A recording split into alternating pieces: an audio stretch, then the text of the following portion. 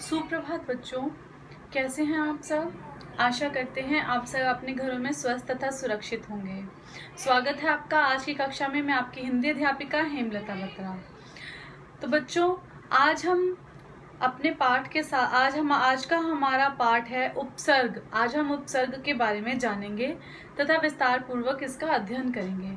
हम जानेंगे उपसर्ग का शाब्दिक अर्थ, उपसर्ग की परिभाषा, उपसर्ग हिंदी में प्रयुक्त होने वाले उपसर्गों के बारे में और भिन्न भिन्न प्रकार के उपसर्गों के बारे में।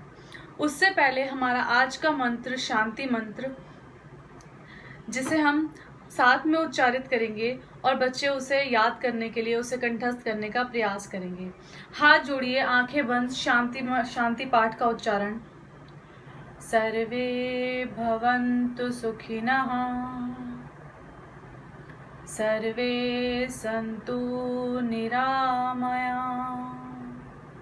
सर्वे भद्राणि पश्यन्तु, मा कश्चित् दुख भाग भवेत्। तो बच्चे अपनी पाठ्य पुस्तक अपने पास रखेंगे। जब हम अपना पाठ पहले मैं आपको ये समझाऊंगी उपसर्ग क्या हैं, उनके प्रयोग किस प्रकार होते हैं, हिंदी व्याकरण में हम कौन कौन से उपसर्ग के बारे में पढ़ेंगे।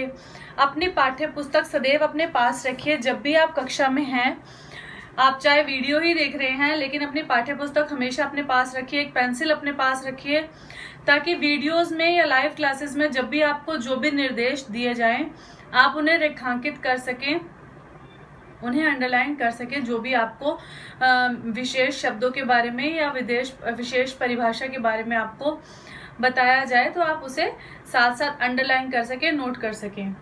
अब देखिए, हम पढ़ेंगे उपसर्ग के बारे में कि सबसे पहले हम ये समझ लें कि उपसर्ग क्या है, उपसर्ग होते क्या हैं। उपसर्ग जो है वो होते हैं शब्दांश, यानी कि शब्दों के अंश। वो प्रॉपर शब्द नहीं होते, लेकिन शब्दों के अंश होते हैं। इसे अंग्रेजी भाषा में समझिए। उपसर्ग का अंग्रेजी अर्थ है प्रीफिक्स। प्री यानी पहले और फिक्स यानी लगना, जो एक किसी भी शब्द के पहले आकर उसके अर्थ को बदल देते हैं, उपसर्ग कहलाते हैं। वास्तविकता में उपसर्ग शब्दांश होते हैं, यानी कि शब्दों के अंश होते हैं। वो सार्थक शब्दों के आगे आकर उनसे सार्थक शब्दों के पहले लगकर उनके अर्थ को बदल देते हैं, उसे हम उपसर्ग कहते हैं। ठीक है, तो अब देखिए, सार्थक शब्द का प्रयोग मैंने क्यों किया। सार्थक शब्द सभी जानते हैं जो अर्थ के साथ हैं, जिनका कोई विशेष अर्थ है, सार्थक शब्द कहलाते हैं, जैसा कि आप पहले पढ़ चुके हैं। इसीलिए आपको हर पाठ जो पढ़ाया जाता है, साथ साथ उसकी पुनरावृत्ति भी कराई जाती है। उत्तर पुस्तिका में लिखने के लिए कराया जाता है, उसके प्रश्नोत्तर कराए जाते हैं, क्योंकि हर पाठ आगे दूसरे पाठ के साथ रिलेट करता है, दूसरे पाठ से संबंधित होता है।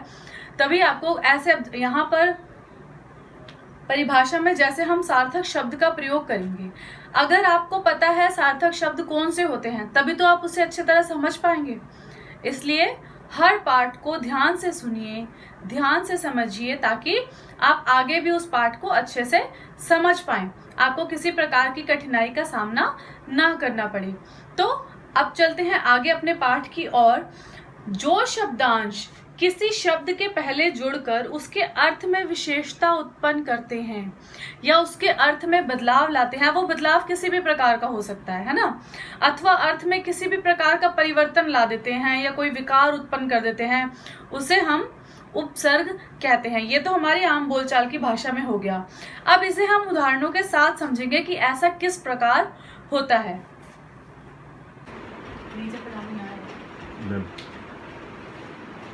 तो देखिए बच्चों, हमारा पाठ है उपसर्ग। आज हम उपसर्ग के बारे में पढ़ेंगे। सबसे पहले जानिए उपसर्ग का अर्थ। उपसर्ग क्या होता है। उपसर्ग होते हैं हमारे प्रीफिक्स, जिसे हम अंग्रेजी में प्रीफिक्स कहते हैं। प्री यानी कि पहले और फिक्स यानी लगना, पहले लगना। किसके पहले? शब्द के पहले। किसी भी शब्द के पहले लगना। वो कैसे? शब्द के अर्थात मूल शब्द के पहले, या हम इस मूल शब्द को सार्थक शब्द भी कह सकते हैं, यानी कि वह शब्द जो स अर्थ है, अर्थ के साथ हैं। आप सार्थक शब्द की परिभाषा पहले पढ़ चुके हैं। अब देखिए उपसर्ग होते क्या हैं। सबसे पहले ये जानिए, ये तो हमने बता दिया कि उपसर्ग का अर्थ है प्रीफिक्स, यानी कि पहले लगना। किसके पहले लगना? शब्द के पहले लगना। कौन से शब्द के पहले लगना? मूल शब्द के पहले या सार्थक शब्द के पहले। अब यहाँ जानने योग्य बात है कि उपसर्ग है क्या। इसे हम ऐसे समझेंगे, उपसर्ग नंबर 1 यह शब्दांश होते हैं। ये शब्द नहीं है, ये शब्दांश है। शब्दांश का अर्थ क्या होता है? यानी कि ये शब्दों के अंश हैं और ये शब्दांश होते हैं, इनको हम शब्दांश कहकर पुकारते हैं। दूसरा है शब्द के पहले लगते हैं। ये भी फिक्स है कि ये शब्द के पहले लगते हैं, जैसा कि इसके नाम से हमें पता चल रहा है। तीसरा कि अर्थ में बदलाव, यानी कि जब ये किसी मूल शब्द के आगे लग जाते हैं तो उसके अर्थ में बदलाव कर देते हैं। अब वो बदलाव किसी भी प्रकार का बदलाव हो सकता है। उस शब्द को पॉजिटिव भी कर सकते हैं, सकारात्मक भी कर सकते हैं, नेगेटिव भी कर सकते हैं, नकारात्मक भी कर सकते हैं। इसे एक उदाहरण से समझते हैं, जैसे सू और कू, ये दोनों शब्दांश हो गए, यानी कि उपसर्ग हो गए। अब इसे किसी शब्द के साथ, जैसे एक ही शब्द है पुत्र, इसके साथ अगर इसके आगे सू लगाया जाता है तो शब्द हमारा बनता है सुपुत्र। अगर पुत्र के आगे कू लगाया जाता है तो बनता है कुपुत्र। सुपुत्र यानी अच्छा बेटा, कुपुत्र यानी बुरा बेटा। तो यहाँ शब्द में सकारात्मक और नकारात्मक दोनों प्रकार के बदलाव आए, इसलिए बदलाव ये इसमें लगने से इसके आगे शब्द में बदलाव आता है, शब्द के अर्थ में बदलाव आ जाता है, जो सकारात्मक और नकारात्मक दोनों हो सकता है। अब देखिए सभी शब्दांशों को हम उपसर्ग नहीं बोल सकते। ये पॉइंट आप याद रखिएगा कि सभी शब्दांशों को हम उपसर्ग नहीं कह सकते। ऐसा क्यों है ये हम अपने पाठ में पढ़ेंगे अभी। उपसर्गों का प्रयोग सार्थक शब्दों के साथ ही किया जाता है, यानी कि जो शब्द निरर्थक हैं, जिनका कोई मूल अर्थ नहीं है, जो मूल शब्द नहीं है, उनके साथ हम उपसर्ग का प्रयोग नहीं करते हैं। तो ये क्या है? रूल्स हैं, नियम है, जिसको हम अपने पाठ में अर्थ के साथ इनको पढ़ेंगे, इनके नियमों को जानेंगे और समझेंगे उदाहरणों के साथ। अगर परिभाषा के रूप में हम इसे समझें, व्याकरणिक दृष्टि से परिभाषा हम क्या लिखेंगे कि उपसर्ग वे शब्दांश होते हैं जो सार्थक शब्दों के पहले लगकर या मूल शब्द के पहले लगकर उनके अर्थ में परिवर्तन ला देते हैं। परिवर्तन या बदलाव, हम दोनों ही चीजें लिख सकते हैं, परिवर्तन या बदलाव ला देते हैं। अब देखिए ये तो आपने जान लिया कि उपसर्ग का मतलब क्या है, उपसर्ग होते क्या हैं, हम किसे उपसर्ग कहते हैं, उनका प्रयोग किस प्रकार होता है। अब हम जानेंगे उपसर्ग कितने प्रकार के होते हैं, उनके प्रकारों के बारे में।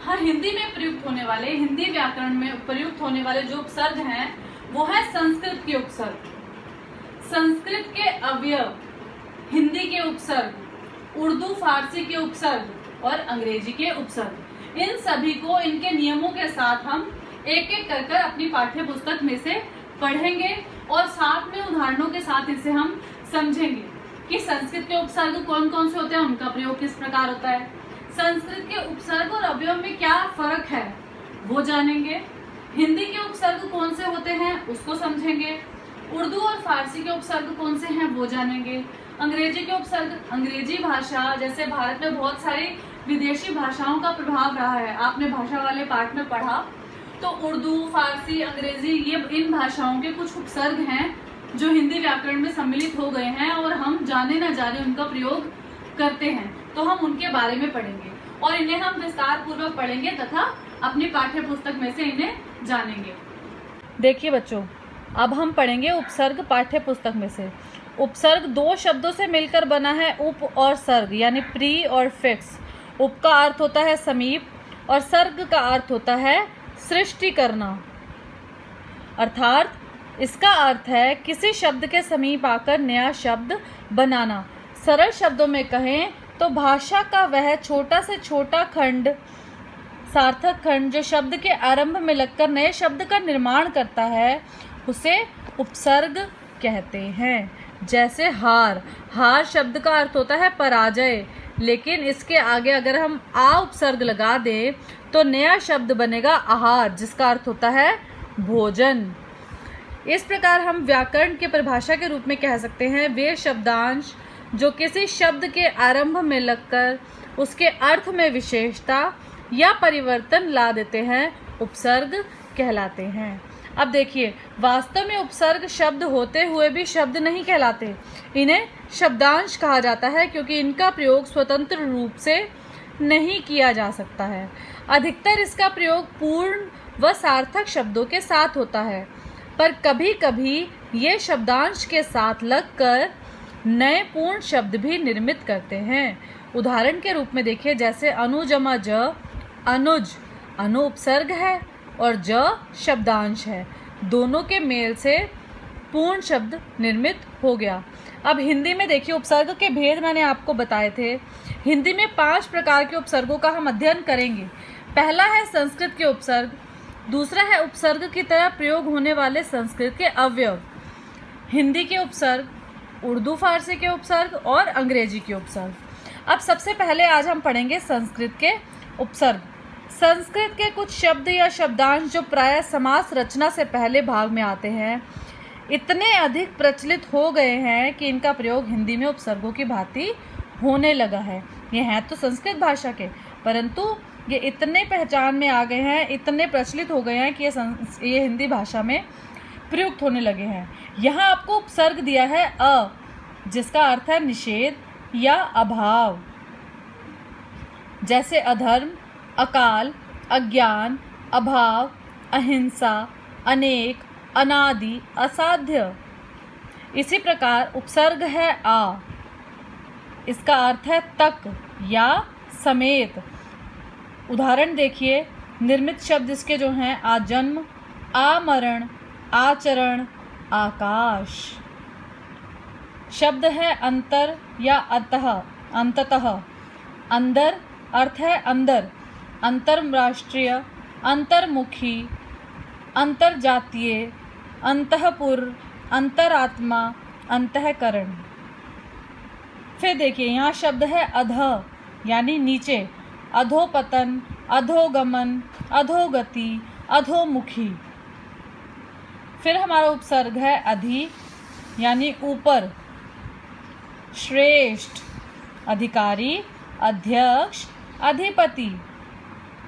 हमारा शब्द है उपसर्ग है अप, जिसका अर्थ है बुरा या हीन, जैसे अपमान, अपकार, अपयश।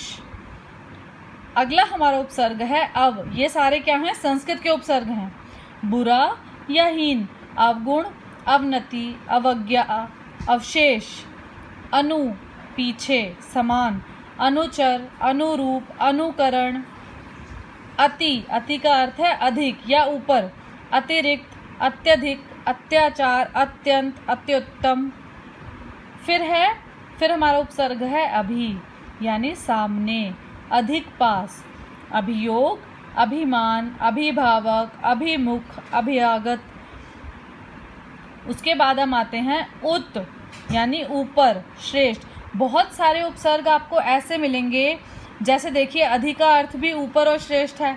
अर्थों में तो समानता होगी, लेकिन निर्मित शब्दों में समानता नहीं होगी। अर्थ वही होंगे, लेकिन निर्मित शब्द जो हैं वो अलग होंगे, जैसे उत्तर, उत्कर्ष, उत्सर्ग, उत्कंठा, उत्पन्न। फिर है हमारा उपसर्ग अप यानी निकट, गौण, जैसे उपकार, उपदेश, उपचार, उपाध्यक्ष। इसी प्रकार से ये सारे हमारे थे संस्कृत के उपसर्ग। आगे और देखिए, जैसे कु, अभी हमने पढ़ा था कुपुत्र, बुरा यानी कुकर्म, कुयोग, कुपुत्र, कुरूप, कुपात्र, कुमति, कुख्यात, कुकृत्य। फिर है चिर, चिर का अर्थ है अधिक यानी दीर्घकाल, चिरस्थायी, चिरंजीवी, चिरायु, चिर परिचित। जिस प्रकार आशीर्वाद देते हैं चिरंजीवी भव, यानी कि दीर्घ काल तक जीवित रहो, उम्र जो है वो अधिक हो, बढ़े। अगला है दुर यानी बुरा, कठिन, दुर्घटना, दुर्दशा, दुर्गम। फिर है दुस, कठिन यानी बुरा।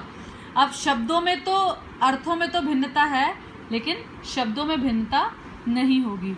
ये जब जैसे घटना दुर जुड़ा तो घटना को दुर्घटना में के अर्थ में परिवर्तित कर दिया। यहाँ दुह, दुस्साहस, दुस्साहस, दुष्कर, दुष्चरित्र, तो जब इन शब्दों के साथ लगे तो इनका अर्थ भिन्न है और इनका अर्थ भिन्न है। इसी प्रकार निर यानी बिना, रहित, निर्धन, निर्गुण, निर्दय, निर्वाह, निर्मल, निर्जन। फिर है निस यानी रहित, बिना, निस्संदेह, निस्वार्थ, निस्सार, निश्चल, निश्चित। उसी प्रकार नी यानी अभाव, अधिक, निषेध, निवारण, नितांत, नियुक्त, निबंध, निमग्न। प्र यानी अधिक, आगे, प्रगति, प्रभाव, प्रबल, प्रयत्न, प्रसिद्ध। प्रति यानी विरुद्ध, हरेक, प्रतिकूल, प्रतिकार, प्रतिदिन, प्रत्येक, प्रत्यक्ष। फिर है परि यानी चारों ओर, परिसर, परिपूर्ण, परिक्रमा, परिजन, परिवर्तन। फिर है पुनर, पुनः यानी फिर, पुनर्जन्म, पुनर्विवाह, पुनरुत्थान, पुनरुक्ति, पुनर्निर्माण,